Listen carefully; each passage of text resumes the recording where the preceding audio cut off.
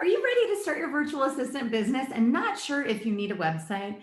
Well, in this video, I'll give you the answer to your question, and you might find it a little bit surprising.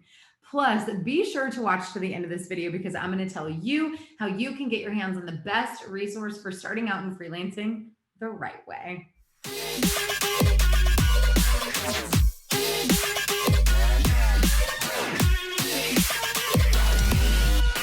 I'm Lauren Golden here with a new episode of Free Mama TV showing moms like you how to start and run a successful freelancing business from home. Subscribe to my channel and hit that bell to be notified when I post a new episode of Free Mama TV right here each and every Tuesday. Sometimes people describe websites as your billboard on the internet. Here's the problem with that explanation. A billboard is a big giant sign on the side of the road and traffic drives by it all day, every day. People see it constantly because it's right there on the side of the road and they're out there on the road anyway. Now, if you listened closely to what I just said, you heard the word traffic. Traffic drives by that billboard every single day. And that, my friend, is the key difference between a billboard and the internet. No one is driving by your website because they're out there anyway.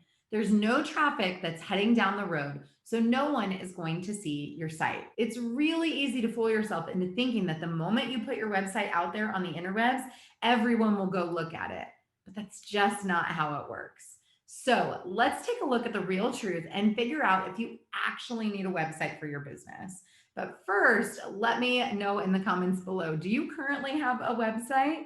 How long did you spend on it? Or how much did you pay for someone else to design it? A website on its own doesn't get any views. If you build it, they don't come unless you drive them there. Yep, we're back to traffic. You have to send people to a website. Now, you could do that by publishing articles on LinkedIn or posting on Facebook or even running ads. Those things might start to drive traffic to your website.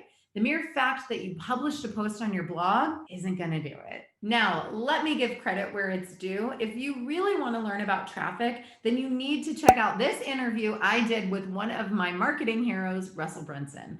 Watch all the way to the end and prepare to have your mind blown. But back over here where we're trying to figure out whether your virtual assistant business needs a website, consider this. Your clients, the people you want to do business with, are already hanging out somewhere online. It's going to be a lot easier for you to go where they already are than to try to get all of them to head over to your website. For example, if you're thinking, okay, I'll publish on LinkedIn and get people to click through to my website, maybe think about using LinkedIn as a place to interact with them directly. In other words, forget about driving people to a website and focus on connecting with them in the places where they already are. What I really hate is if you let the fact that you don't have a website yet keep you from going out and getting clients. Can a website give you some credibility? Of course. You could use some sales psychology in the language on your site.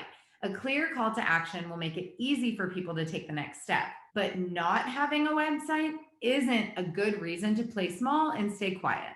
Get out there and interact with people. Plenty of very successful free mamas started without any website at all. Now, I do recommend that you get yourself a domain name so that you can have a professional email address, plus access to the amazingness that is included in G Suite. And once you have your business up and running and you're bringing in some money on a consistent basis, then you might want to take the time to invest in building a basic website where you can point people. Just bear in mind that you will have some expenses that go along with a website. There's your monthly hosting fee, for example, and you might decide to outsource parts of the design or copywriting. If I can get you to take one thing away from this video, it's that you don't need a website from day one in order to be successful. And when you do decide to build one, it doesn't have to be a massive project that takes you months to deliver. In fact, you can find links to some of my favorite website software below this video. Now, if you're ready to stop worrying about your website and instead start your freelancing business, I have a great resource for you. It's called the Free Mama Guide to Freelancing, and you'll find find a link to it in the comments below this video. Also, if you want to join a community of mamas just like you, I have a Facebook group where thousands of mamas come together for support and action-taking tips and motivation. Now, as always, if you liked this video, please let me know by liking it below, subscribe, and share it with your fellow mamas.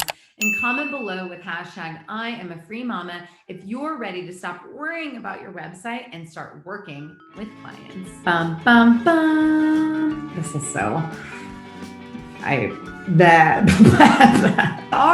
then you could use some sales. And instead start, and can't get the words out. Done.